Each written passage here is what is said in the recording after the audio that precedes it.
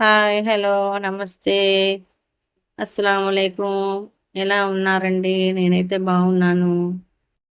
ఈరోజు అయితే మా ఇంట్లో వచ్చేసి బ్రేక్‌ఫాస్ట్ మినప రొట్టండి.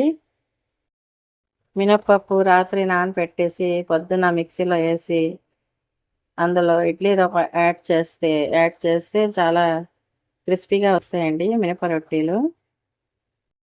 ఇడ్లీ రవ్వ ఫ్రెష్‌గా ఉండాలంటే అందులో 4 ఎండుమిర్చి ఏసి ఉంచితే బాగా ఫ్రెష్‌గా ఉంటదండి. పురుగులు పట్టకుండా. ఇలాగ ఇడ్లీ రవ్వని 2, 3 సార్లు వాటర్‌లో కడిగేసి మినపప్పులో యాడ్ చేసి, మినప రొట్టెలు బాగా క్రిస్పీగా వస్తాయండి. వాటర్ అయితే వచ్చేసింది.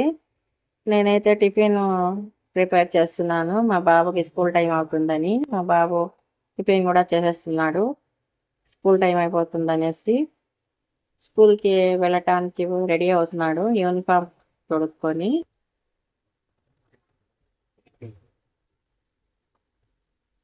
అయితే మా బాబుకైతే పెరుగన్నం, క్యారేజ్ కట్టాను.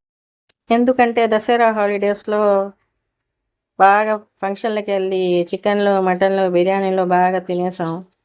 అందుకని బాబుని పెరుగన్నమే క్యారేజ్ కడుతున్నాను.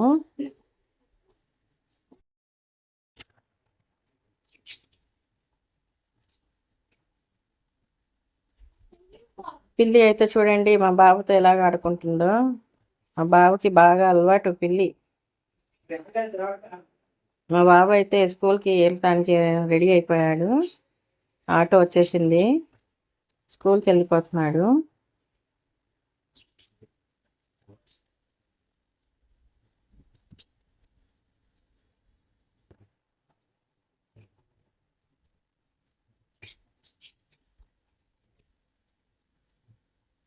స్కూల్‌కెళ్ళిపోతున్నాడు. ఆటో అయితే వచ్చేసింది.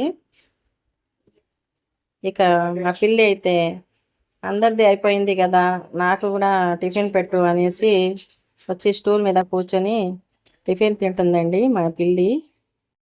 ఇక నేనైతే టిఫిన్ చేద్దాం అనేసి టిఫిన్ ఏస్తున్నాను. ఆ తర్వాత లంచ్ కోసం నేను టమాటా పప్పు ప్రిపేర్ చేస్తున్నానండి. టమాటా పప్పు వండేసాను.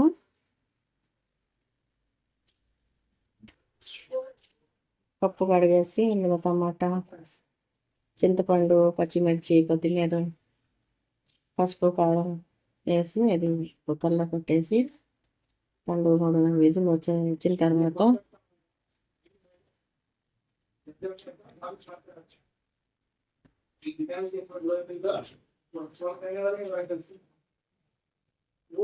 ఇంక పప్పు అయితే రెడీ అయిపోయిందండి. తాలింపు కూడా ఏసేసాను.